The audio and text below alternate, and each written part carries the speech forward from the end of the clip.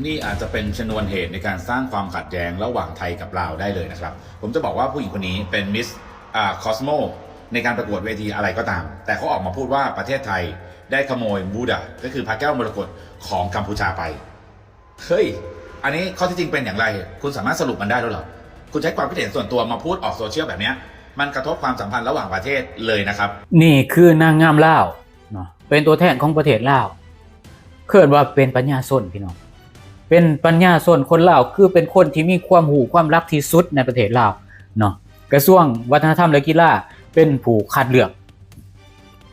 ออกมาเป็นนางงามลาวเนาะแต่ว่าความรู้ความรักแบบจังซี่บ่คือปล่อยออกมาได้จังได๋กระทรวงวัฒนธรรมและกีฬา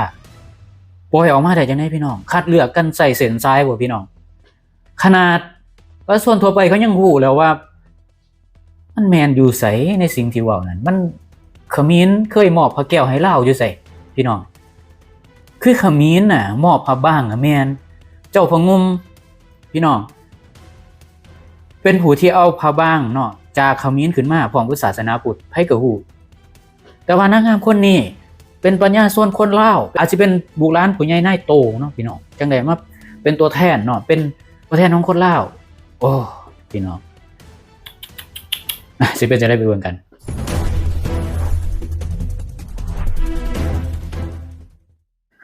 กับสวัสดีครับที่ทั้งฟังไทยแล้วก็สบายดีพี่น้องลาวทุกท่านเนาะครับวันนี้พบกันอีกเช่นเก่าเช่นเดิมใน2วันทิ้งทุนูหรือว่า1เรื่องต้องรู้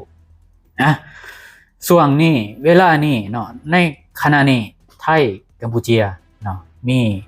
ความขัดแย้งกันเนาะแล้วก็มีนางงามกัมพูชาเนาะหรือกัมพูชาเนาะมีการไล่สดแล้วก็ถามเนาะนางงามลาวคนนี้นางงามลาวคนนี้ก็มาเว้าแบบนี้คือสรุปปัญหาที่แท้จริงเนี่ยมันบ่ได้เกี่ยวหรอกว่าพระแก้วเป็นของไผของไทยหรือของลาวบางคนก็บอกว่าของลาวบางคนบอกว่าของไทยบางคนบอกว่าของกัมพูชาอันนี้ก็ตัดออกไปพี่น้องช่วงนี้เป็นช่วงที่การขัดแย้งระหว่างไทยกับกัมพูชาคือกัมพูชานี่สิมาไล่สดเนาะสัมภาษณ์หรือเว้าหยังก็แล้วแต่มันเป็นช่วงที่ต้องระมัดระวังเพราะว่าหยังไทยอาจตีความว่าลาวเว้าเข้าข้างเขมรก็ได้ไปนอฮอมงกับเขาเฮ็ดหยังพี่น้องช่วงที่แล้วคือกันช่วงที่ไทยกับกัมพูชาหรือกัมพูชาเนี่ยมีความขัดแย้งเรื่องกุนคาแม่เนาะประธานสมาคมนักมวยลาวก็ออกมาเว้าเข้าข้างเขมรว่าอู้นี่มันกุนคาแม่ของกุนคาแม่แต่ว่าเวลาเขมรเอาแค้นลาวไปเป่าบ่ได้เป่าหรอกไปโซ่ซื้อทำท่าเป่าบ่มีเสียงเป่าหยังเลยเขาก็บอกว่าเป็นของเขาแต่ว่าผู้รักผู้ใหญ่ประเทศลาวหรือเป็นระดับปัญญาชนที่เป็นตัวแทนของคนลาวบ่เคยเห็นออกมาเถียงว่านี่มันของลาวบัดเวลากับไทยนั่นสิขึ้น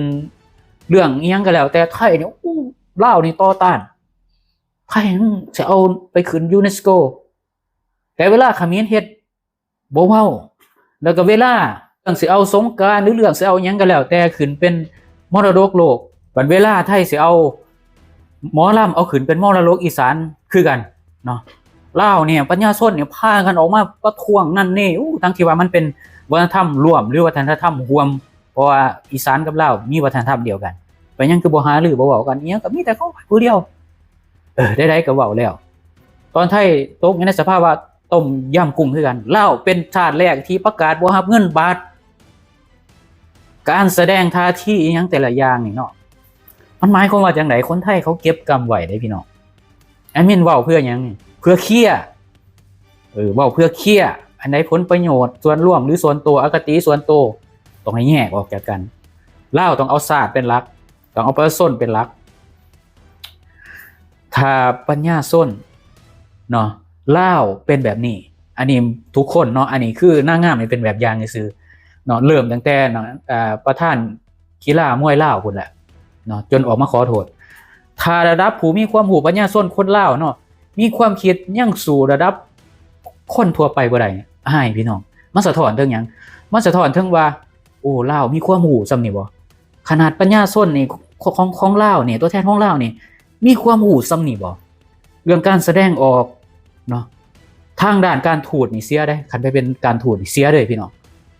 คือแบบว่าต้องมีวุฒิภาวะจักหน่อยเนาะพี่น้องต้องวางโตให้มันเป็นจักหน่อยพี่น้อง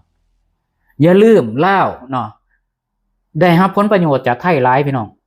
เห็นบ่พี่น้องตอนนี้เนี่ยเขมรเนี่ยหรือกัมพูชาเนี่ยไทยเขาบ่เอาแล้วแรงงานเนี่ยเพราะส่วนเดือนหอนนักเลยเขาไล่ออกเบิดออกทางสาแก้วตอนนี้ออกกันแต่ละมื้อเป็นพันคนหมดบ่ต่อใบอนุญาตทำงานอีกโอ้บางคนเว้าขี้ซอกว่าคนฟ้าเขาก็ไปเฮ็ดงานบางอื่นก็มันง่ายปานนั้นน่ะแม่นค่าเครื่องบินค่ายุ่นมื้อนั้นค่านายหน้ามื้อนั้นบ่ได้ง่ายปานนั้นดอกคันง่ายปานนั้นคนลาวมันก็บ่ได้มาประเทศไทยหรอกคนเขมรมันก็บ่มาประเทศไทยดอกมันก็ไปประเทศที่มันมีค่าแรงสูงกว่าเบิดคันเว้าขี้ซอแบบนั้นนะบางคนโอ้แต่บ่แม่นว่าสิมีแต่ประเทศไทยแม่นเว้าความขี้ซอนั่นแม่นแต่ความเป็นจริงเด้ความเป็นจริงประชาชนต้องอาศัยพึ่งพาการมาเว้าในลักษณะแบบนี้ในสถานการณ์ที่ความขัดแย้งแบบนี้มันหมายความว่าจังได๋เขาเว้าแล้วไปเนาะฮอมกกับเขาแบบนี้อาจสิถูกตีความว่าเขาข้างเขมรเถียงซอยเขมรก็เป็นไปได้พี่น้องปัญญาชน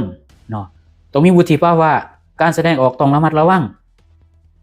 นี่คือตัวแทนของคนลาวเป็นปัญญาชนคนลาวได้รับการคัดเลือกจากกระทรวงวัฒนธรรมและกีฬาได้ซ้ำนี่บ่พี่น้องบัดนี้มาเข้าเนื้อหากันเลยว่าสรุปพระแก้วเป็นของไผในประวัติศาสตร์ลาวไทยเนี่ยเนาะก็สิเริ่มตั้งแต่พระแก้วที่พาแม่นบ่ล่ะพาเจดีย์แล้วได้พระแก้วเนาะลาวไทยคือแบบมีประวัติศาสตร์เนาะที่มันแบบคล้ายกันที่สุดก็คือเริ่มจากตรงนี้เนาะคือก่อนหน้านั้นบัดมาเบิ่งก่อนหน้านั้นพระแก้วเป็นของไผพระแก้วเป็นของอินเดียพี่น้องอินเดียแล้วก็ลงสู่ลังกาเนาะเกาะลังกาเนาะเขาเผยแผ่ศาสนาเอาพระแก้วไปเผยแผ่แล้วก็พระแก้วนี่สิเอามาเผยแผ่อยู่ภูกามคือภูกามอยู่ตอนมะละเลของพม่าปัจจุบันเนาะเป็นอาณาจักรที่ยาวนานมาแล้วเนาะพี่น้องบัดนี้พายุเนาะพัดเนาะเลยเรือสำเภานั้นถือพัดมาทางแหลมมาลายูพี่น้องทางแหลมมาลายูแล้วก็เลยเอาขึ้นทางประเทศกัมพูชาเนาะเอาขึ้นมาไว้ในหันหวังว่าสิเอามาคืนผู้กามหลายครั้งหลายหนที่พยายามเอาขึ้นมาเนาะก็บ่สำเร็จจักเทื่อด้วยความที่ว่ามันถนนหนทางมันลำบากสมัยนั้นเนาะสุดท้ายแล้วเนาะก็จำเป็นต้องเอามาผ่านประเทศไทยคือผ่านกำแพงเพชรผ่านนั่นผ่านนี่มีไปย้อนเบิ่งเนาะมันมีวัดที่เป็นวัดพระแก้วประดิษฐานพระแก้วเนาะจนฮอดผู้กามเนาะสุดท้ายแล้วเนี่ยมาตกอยู่อาณาจักรล้านนาสุดท้ายแล้วอาณาจักรล้านนาได้ฝังพระแก้วไว้อยู่ในเจดีย์บัดนี้เริ่มแล้วบัดนี้เริ่มปฏิปต่อกับลาวไทยแล้วบัดนี้อาณาจักรล้านนาหลังจากนั้นแล้วฝังไว้เนาะเกิดผ้าฟ้าลงที่เจดีย์พี่น้องหลังจากนั้นแล้วก็เทาะปูนออกมาเนาะเห็นเป็นองค์พระองค์หยังสุดท้ายแล้วบ่ฮู้สิเอาไปไว้ไสพี่น้องก็เลยเอาขึ้นหลังสร้างพี่น้องให้สร้างท่ายว่าไปจอดหรือว่าไปหยุดอยู่เมืองไรกับประดิษฐานในเมืองนั้นสุดท้ายแล้วนี่คือสร้างนั้นมาหยุดอยู่เมืองลำปางพี่น้องแล้วก็ประดิษฐานไว้อยู่เมืองลำปางก็มีหอพระแก้ววัดพระแก้วคือกันพี่น้องแล้วก็สุดท้ายแล้วลำปางถวายให้เชียงใหม่เจ้าปกครองเชียงใหม่คือล้านนาคือกันแต่ว่ามันคนละเมืองกับเชียงรายคือเป็นพี่เป็นน้องกันเนาะก็เลยประดิษฐานอยู่เชียงใหม่พี่น้องบาดนี้ต่อมาเนาะผู้ปกครองเชียงใหม่บ่มีเนาะพี่น้องคือแบบสิ้นพระชนม์บ่มีคนปกครองก็เลยเชิญเอาเจ้าชัยยะเสถาธิราชอาณาจักรล้านสร้างก็คือประเทศลาวมาปกครองเมืองเชียงใหม่ปกครองเมืองเชียงใหม่เป็นระยะเวลา30ปีเจ้าอาณาจักรล้านสร้างสิ้นพระชนม์ก็เลยกลับมาพี่น้องกลับมาแล้วก็เอาพระแก้วกลับมานำคือเป็นเรื่องความเข้าใจเนาะของคนโบราณว่ามันเป็นแก้วจังซี่มันบ่คือโลหะพี่น้องมันบ่แม่นแก้วหรอกที่จริงมันคือยกนั่นแหละเขาบ่ฮู้คนสมัยนั้นบ่ฮู้เขาคิดว่าเป็นแก้วมาฮอดปัจจุบันนี่จริงๆมันคือยกพี่น้องเพราะว่ามันเป็นเนื้อธาตุที่บ่เคยเห็นน่ะมันก็คิดว่าเป็นเรื่องที่มหัศจรรย์เนาะบางคนเนาะบางตำราก็บอกว่าโอ้พระอินทร์พระพรหมเป็นคนสร้างเพราะว่าคนสมัยนั้นเขาบ่ฮู้ว่าสิเจรไนพวกยกนี่ขึ้นมาเป็นองค์พระได้จังไดเนาะเพราะว่าความรู้คนสมัยนั้นเขาเฮ็ดได้เต็มที่ก็มีแต่รอทองเหลืองทองสำริดอีหยังจังซี่จังเป็นองค์พระได้ก็เลยพากันเชื่อถือว่าเป็นพระศักดิ์สิทธิ์ก็เลยเอากลับมาหลวงพระบางเนาะก็เลยบ่ได้กลับไปอาณาจักรล้านนาอีกต่อไปบัดนี้หลังจากที่ตั้งเมืองใหม่เนาะอาณาจักรล้านสร้างตั้งเมืองใหม่มาตั้งอยู่เวียงจันทน์ก็เลยประดิษฐานเนาะร่วมกันทั้งเบิดในอาณาจักรล้านสร้าง200กว่าปีหลังจากเรื่องความบ่สงบเนาะประเทศแตกสลายเป็น3อาณาจักรเนาะอาณาจักรล้านสร้างนี่ แตกเป็นเสียงๆเนาะคืออาณาจักรหลวงพระบางกับเขากับสยามอาณาจักรจำปาสักเขากับสยามไม้พระเจ้าตากไปตีเวียงจันทน์แตกพี่น้องเวียงจันทน์แตกแล้วเอาฝาแก้วกลับมานำคนลาวก็เลยยึดว่าของคนลาวของคนลาวกับแมนเพราะว่ายังอยู่ในประเทศลาว200 ปีแล้วก็เอามาจากมาประดิษฐานตั้ง200 ปีแล้วกลับมาอยู่กรุงธนบุรีหลังจากที่พระเจ้าตากชนะสงครามก็คือในบางตำราก็แยกออกไปอีกว่าเป็นของส่วนร่วมคือระหว่างไทยลาวนี่ต้องประดิษฐานเนาะ50 ปีเลยส่งกลับมาคืน50 ปีก็ส่งกลับไปกลับมาสิบาดนี้ก็เลยสุดท้ายก็บ่ได้ส่งกลับมาเนาะพระแก้วมรกตก็เลยประดิษฐานอยู่ประเทศไทยตลอดมาเนาะสรุปแล้วมันเป็นเรื่องอดีตเนาะตัดออกไปมันบ่สามารถที่จะกลับมาคืนได้แล้วพี่น้องว้าวเพื่อหยังเนาะทุกมื้อนี้คนลาวนี่ได้รับผลประโยชน์จากฝั่งไทยบ่ว่าสิเป็นอินฟลูเอนเซอร์เนาะวาวินนี่เป็นอินฟลูเอนเซอร์ดังแล้วก็มีหลายๆคนอยู่ประเทศลาวก็เอาของไปรีวิวก็ย้อนเอเจนซี่คนไทยเข้าไปให้การสนับสนุนจึงเฮ็ดให้คนลาวมีอยู่มีกินบ่ว่าสิเป็นนักมวยนักร้องนักแสดงนักกีฬาเตะฟุตบอลหยังก็แล้วแต่นับแต่แรงงานที่คนลาวเนี่ยได้รับผลประโยชน์หลายที่สุดดีกว่ารัฐบาลของตัวเองเว้าตรงๆเลยบ่มีไผมักก็บ่เป็นหยังเพราะฉะนั้นแล้วเรื่องการทูตต้องสำคัญการแสดงออกวุฒิภาวะต้องสำคัญช่วงนี้มันเป็นช่วงหยังเวลาหยังเวลาไทยกับกัมพูชาเป็นแนวใดนางงามคนนี้บ่ควรจะไปขึ้นไล่สดกับเขมรเพราะว่านางงามเขมรอาจสิถูกแต่งตั้งมาให้สร้างกระแสอิหยังที่มันปั่นป่วนก็ได้ในช่วงที่รบกันช่วงก่อนหน้านั้นคือกันเขมรพยายามเชิญให้ลาวเนาะไปเฮ็ดนั่นเฮ็ดนี่หยังแล้วออกข่าวมาในช่วงหน้าซิวหน้ากวนฝ่ายลาวก็ยังไปเยี่ยมไปอิหยังก็บ่ฮู้ไปประชุมกันเนาะคือแบบมันต้องมีวุฒิภาวะต้องมีการแสดงออกจักหน่อยหนึ่งเนาะผลประโยชน์เนาะโลกนี้สมัยนี้ปัจจุบันนี้ต้องผลประโยชน์เข้าประเทศพี่น้องประชาชนต้องอยู่ดีกินดีต้องมีธุรกิจร่วมกันต้องสร้างสัมพันธไมตรีคือเรื่องในอดีตน่ะมันกลับมาบ่ได้แล้วเนาะถ้าสิเอามาจมปัก